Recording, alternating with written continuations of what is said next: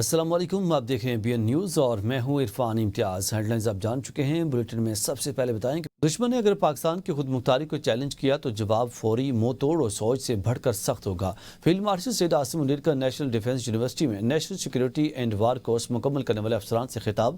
کہا، جنگیں میڈیا، بیانات یا ہتھیاروں سے نہیں، قومی حوصلے اور صلاحیت سے جیتی جاتی ہیں۔ مزید تفصیل اس رپورٹ میں۔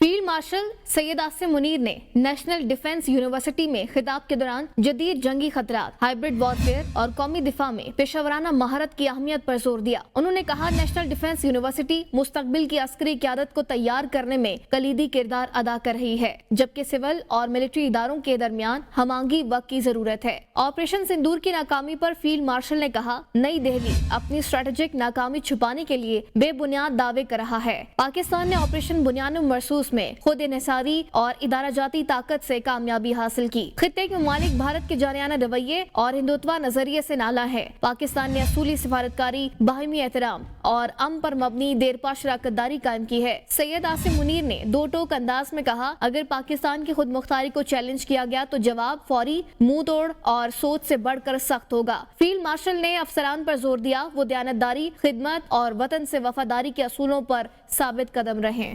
پاکستان اور افغانستان کے درمیان اسلام آباد میں ایڈیشنل سیکریٹری سطح کے مذاکرات کا پہلا دور۔ یہ مذاکرات پاکستان کے وزیر خارجہ کے حالیہ دورہ کابل کے تناظر میں کیے گئے ہیں۔ مذاکرات میں تجارت، ٹرانزٹ، تعاون، سیکیورٹی اور علاقائی روابط سمیت باہمی دلچسپی کے مختلف امور پر تفصیلی تبادلہ خیال کیا گیا۔ پاکستانی وفد کی قیادت ایڈیشنل سیکریٹری سید علی اسد گیلانی نے کی، جبکہ افغان وفد کی سربراہی مفتی نور احمد نور نے کی۔ دونوں ممالک نے دہشت گردی کو علاقائی امن کے لیے سنگین خطرہ قرار دیتے ہوئے اس کے تدارک اور مؤثر اقدامات کی ضرورت پر بھی زور دیا ہے۔ اجلاس میں Afghan transit trade, Uzbekistan, Afghanistan, Pakistan railway منصوبہ اور افغان شہریوں کی واپسی جیسے اہم موضوعات بھی زیر غور آئے۔ فریقین نے قانونی نقل و حرکت، پائیدار ترقی اور دو طرفہ تعاون کو مزید فروغ دینے پر بھی اتفاق کیا ہے اور مذاکرات کے اگلے دور کے جلد انعقاد پر بھی آمادگی ظاہر کی ہے۔ وزیر دفاع خارجہ آصف نے کہا ہے کہ نواز شریف بانی پی ٹی آئی سے ملاقات کے لیے اڈیالہ جیل نہیں جائیں گے۔ بانی پی ٹی آئی سزا یافتہ ہیں اور قید بھگت رہے ہیں۔ نواز شریف ایک مرتبہ بانی پی ٹی آئی کے گھر گئے تھے، انہوں نے 40 لاکھ روپے سڑک کی تعمیر کے لیے مانگ لیے تھے۔ جس نے نواز شریف کے اڈیالہ جیل جانے کی خواہش سے متعلق خبر دی، اس نے بھی وہ خبر ڈیلیٹ کر دی ہے۔ اے بی این نیوز سے گفتگو کرتے ہوئے خواجہ آصف کا مزید کہنا تھا کہ 27ویں آئینی ترمیم کا علم نہیں، اگر آئین میں ترمیم کی ضرورت پڑے تو پروسیس کو فالو کر کے ترمیم کر لینی چاہیے۔ موجودہ اسمبلی کی مدت بڑھانے کے حوالے سے کوئی ترمیم زیر غور نہیں۔ آصف زرداری کو عہدے سے ہٹانے کا کوئی قدم نہیں اٹھایا جا رہا۔ میں 100% صدر زرداری کے حق میں ہوں، ان کی شخصیت سیاست میں توازن پیدا کرتی ہے۔ میاں صاحب کا کیا کوئی جواز ہی نہیں ہے وہاں پہ جانے کا، وہ ایک سزا یافتہ ملزم ہے عمران خان، وہ قید بھگت رہا ہے۔ میاں صاحب اس کے گھر ایک دفعہ گئے تھے جب وہ پرائم منسٹر بنے تھے، 40 لاکھ روپے کی سڑک اس نے مانگی تھی اور تو کوئی ڈیمانڈ نہیں کی تھی۔ ابھی تک مجھے تو نہیں علم، لیکن ترمیم کانسٹیٹیوشنس میں آتی رہتی ہیں حالات کے مطابق، ضرورت کے مطابق جو ہے۔ اگر آئین میں کسی وقت ترمیم کی ضرورت پڑے تو جو بھی پروسیس ہے اس کو فالو کر کے ترمیم کر لینی چاہیے۔ ناظرین، اسپیکر پنجاب اسمبلی ملک احمد خان نے کہا ہے کہ اگر کوئی رکن حلف سے روگردانی کرے گا تو اس پر آرٹیکل 62 اور 63 کا اطلاق ہوگا۔ کیا ان لوگوں کا دماغ درست ہے جو میرے ریفرنس بھیجنے پر اعتراض کر رہے ہیں؟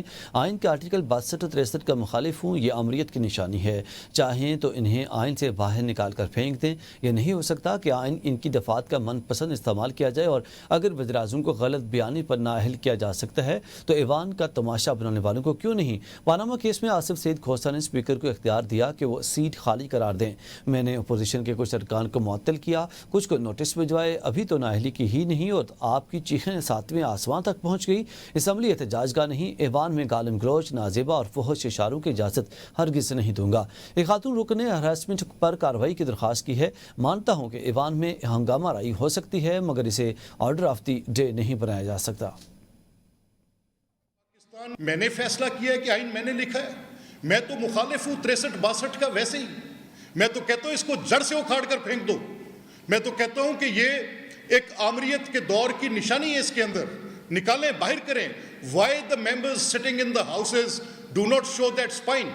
کیا 184(3) میں 184(3) के अंदर वज़राए आज़म को घर भेजा जा सकता था। क्या मियां नवाज शरीफ साहब के खिलाफ जो केस था या यूसुफ रजा गिलानी साहब के खिलाफ जो केस था, तो तब कोर्ट ऑफ कॉम्पिटेंट ज्यूरिसडिक्शन वाली वो शिकें, वो आईनी तकाजे, वो सब के सब पीछे रख के फेंक दें? और जब अपने खुद सूट करता हो कि किसी को इनकम्बेंट को निकालना है, तो बेशक 184(3) में आप इनकी गवर्नमेंट्स को निकालने के फैसले करते चले जाएं और तशरीहात कैसी दें। पाकिस्तान के बहुत बावकार अदलिया में अगर कुछ ऐसे जजमेंट्स हैं जिन जजमेंट्स ने उन कोर्ट्स के ऊपर सवाल उठाए हैं, तो उनमें से सबसे बड़ा सवाल जो उठा है वो पनामा केस जैसी जजमेंट्स में से निकला है। तो वही लोग जो उसके मुद्दई थे। मेंबर सूबाई असम्बली पंजाब ख्याल अहमद कास्त्रो ने स्पीकर पंजाब असम्बली मलिक अहमद खान के नाम खत लिख दिया। कहा, हुकूमती जमात के अरकान के खिलाफ कार्रवाई न करना आइनी मनसब पर सवालिया निशान और जानिबदारी का मजहर है। खत में मेंबर पंजाब असम्बली ने लिखा कि आपकी तवज्जो अपोजिशन के साथ होने वाली नाइंसाफियों और हुकूमती जालिमाना रवैये की तरफ दिलाना चाहता हूँ। जिस मुल्क की असम्बली में ही असम्बली अरकान के साथ नाइंसाफी हो, वहाँ पर हमें आइन और कानून का लेक्चर दिया जाता है। पूरी दुनिया की जमहूरी हुकूमतों में अपोजिशन अरकान असम्बली को अपना पूरा जमहूरी हक इस्तेमाल करते हुए अपनी अवाम की खातिर असम्बली फ्लोर पर आवाज़ बुलंद करने का पूरा मौका दिया जाता है। वह एहतजाज की सूरत में भी हो सकता है। बजट इजलास के दौरान हुकूमती अरकान स्पीकर डाइस के सामने आगे गालियाँ, नाजेबा इशारे और फिक्रे कसने लगे और तमाम अपोजिशन अरकान को धक्के मारने की पहल भी हुकूमती अरकान की जानिब से हुई थी, जिसके सबूत आप असम्बली में नस्ब CCTV कैमरों की रिकॉर्डिंग से भी ले सकते हैं।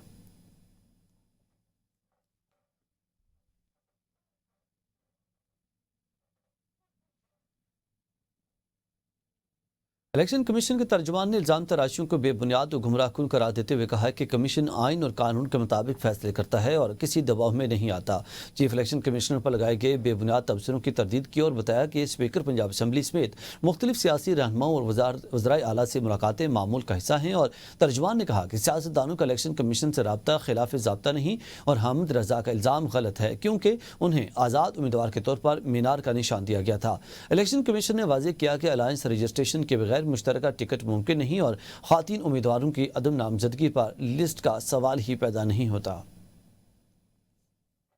नाज़रीन, तहरीक इंसाफ आज़ाद कश्मीर के मुनर्रिफ अरकान को मुस्लिम लीग नून और पीपल्स पार्टी में शमूलियत महंगी पड़ गई। तहरीक इंसाफ का मुनर्रिफ अरकान के खिलाफ इलेक्शन कमीशन में नाअहली रेफरेंस भेजने का फैसला। ज़राए के मुताबिक तहरीक इंसाफ आज़ाद कश्मीर चौधरी रफ़ीक नैयर और अकमल सरगाला के खिलाफ रेफरेंस दायर करेगी। जावेद भट्ट और अली शान सोनी के खिलाफ भी नाअहली का रेफरेंस दायर करने का फैसला। इलेक्शन एक्ट 2020 के तहत किसी भी रुकन असम्बली को पार्टी छोड़ने पर मुस्तफ़ी होना लाजिम। सीट छोड़े बगैर जमात तब्दील करने पर नाअहली की कार्रवाई हो सकती है। पार्टी पॉलिसी से इनहराफ पर नाअहली की तलवार लटकने लगी और तहरीक इंसाफ का कहना है कि सियासी वफादारियां बदलने वालों को कानून का सामना करना होगा।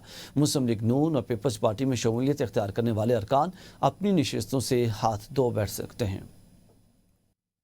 बरतानवी हुकूमत ने बरतानिया में पनाहगज़ीनों के गैर कानूनी काम करने पर सख्त कार्रवाई करने का ऐलान किया है। इस पर बरतानिया से इस वक्त हमारे साथ काजी कामरान मौजूद हैं। मजीद उनसे जानते हैं। जी काजी कामरान, बताइएगा कि बरतानवी हुकूमत ने इन पनाहगज़ीनों के खिलाफ किस तरह कार्रवाई करने का फैसला किया है? जी बिल्कुल, बरतानवी हुकूमत ने बरतानिया के अंदर पनाहगज़ीनों के खिलाफ बड़ा क्रैकडाउन करने का फैसला किया है। जो गैर कानूनी तौर पर बरतानिया के डिलीवरीज की कंपनियां हैं, जिसमें उबर, जस्ट ईट और डिलीवरू जैसी कंपनियां शामिल है, जहां पर ये गैर कानूनी तौर पर काम कर रहे हैं। अब इनके साथ सख्त निपटा जाएगा, उनके साथ सख्त कार्रवाई की जाएगी और इसके साथ साथ हुकूमत की तरफ से इन लोगों को कर रहे हैं। देने वाली जो मराहत है, जब इस बात का इंकशाफ हुआ कि बरतानिया के अंदर जो पनाहगज़ीन है, इसके साथ साथ जो फूड डिलीवरीज कंपनी इन लोगों को गैर कानूनी तौर पर काम पे रखती है, उनके खिलाफ भी कार्रवाई करने का फैसला किया गया है। दुनियावी तालीम के साथ साथ दीनी उलूम को सीखकर कामयाबियां हासिल की जा सकती हैं। बरतानिया के दौरे पर आए मारूफ सोशल मीडिया इन्फ्लुएंसर साहिल अदीम का तरबियती प्रोग्राम से खिताब। जिंदगी के मुख्तलिफ शोबों से ताल्लुक़ रखने वाले अफराद ने शिरकत की। मज़ीद तफसीलात लंदन से इमरान राजा की रिपोर्ट में। ساحل ندیم نے کہا کہ سامنے تمام طبقات کو باعزت زندگی گزارنے کے طریقے سکھائے ہیں، اس بات کا متقاضی ہے کہ ہم اپنی نئی نسل کو دین کے ساتھ جوڑیں۔ انہوں نے کہا کہ نوجوانوں کو جدید علوم کے اصول کے ساتھ سیاست میں بھی حصہ لینا چاہیے۔ Chairman international business and professional corporation Rizwan Sulehria نے کہا کہ ایسے علمی اور تربیتی پروگرامز کا اہتمام سے نوجوانوں کو دین اسلام کی تعلیمات سے آگاہی اور صحیح سمت میں رہنمائی حاصل ہوتی ہے۔ شرکاء نے تربیتی پروگرام کے انعقاد کو خوشائند قرار دیتے ہوئے کہا کہ ہمیں دین اور دنیا کی تعلیمات حاصل کرنے کی ہمیشہ کوششیں جاری رکھنی چاہیے۔ یونان میں درجہ حرارت 40 ڈگری سے بھی تجاوز کر گیا۔ اسی صورتحال کو دیکھتے ہوئے یونانی حکومت نے فوری طور پر دوپہر 12 سے شام 5 بجے تک آؤٹ ڈور کام کرنے کی پابندی بھی عائد کر دی ہے۔ شہریوں کو گھروں میں رہنے اور دفاتر کو ریموٹ ورک کی ہدایت دی گئی ہے۔ جو کمپنیاں یا افراد ان ہدایات کی خلاف ورزی کریں گی ان پر بھاری جرمانے عائد کیے جائیں گے اور ممکنہ طور پر ان کمپنیوں کو مستقل بند کر دیا جائے گا۔ اس حوالے سے مزید تفصیلات جانتے ہیں یونان سے ظفر ساہی سے۔ جی ظفر ساہی۔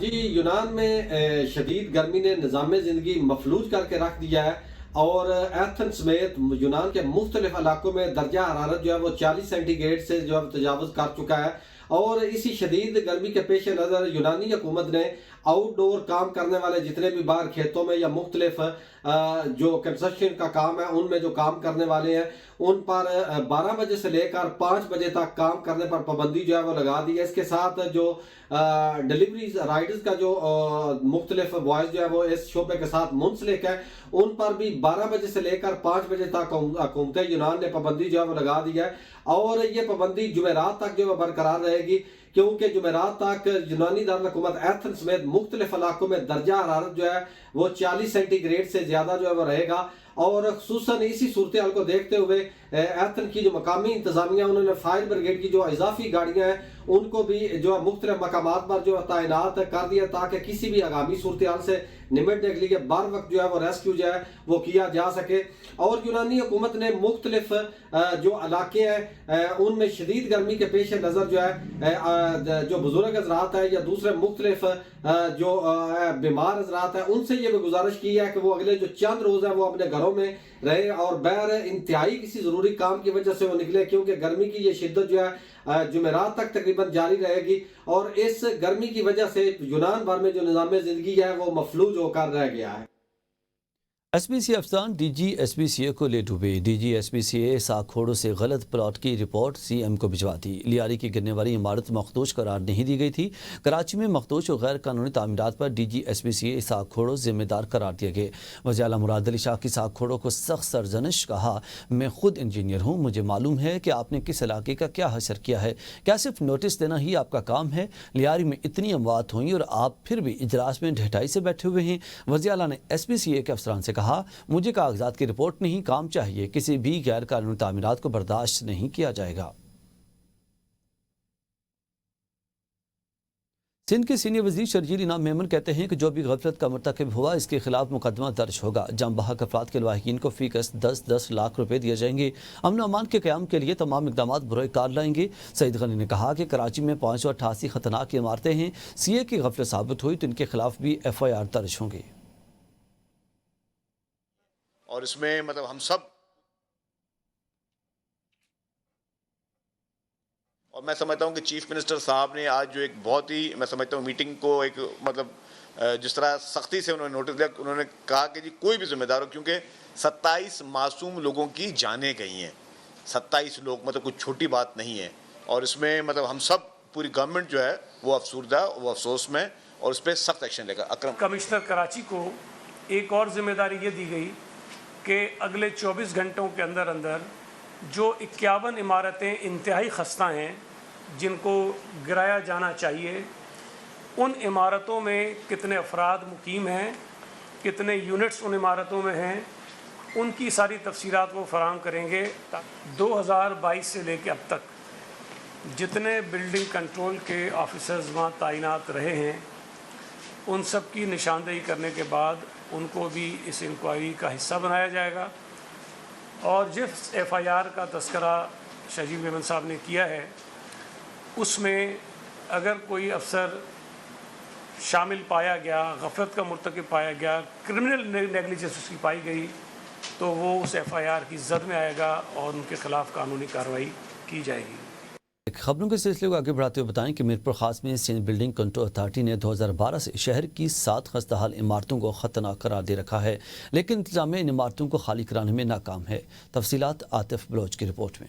सिंध बिल्डिंग कंट्रोल अथॉरिटी ने शहर में 7 इमारतों को 2012 से खतरनाक करार देकर 6 इमारतों की फौरी मरम्मत और 1 इमारत को गिराने के नोटिस जारी कर रखे हैं। ताहम 13 साल गुजरने के बावजूद इमारतें खाली नहीं की गईं। महकमे की जानिब से हर साल मुतालिका बिल्डिंग मालकान को नोटिस जारी करने के बावजूद मकीन अब भी खस्ता हाल इमारतों में रिहाइश पजीर हैं, जबकि जिला इंतजामिया ने खतरनाक करार दी गई।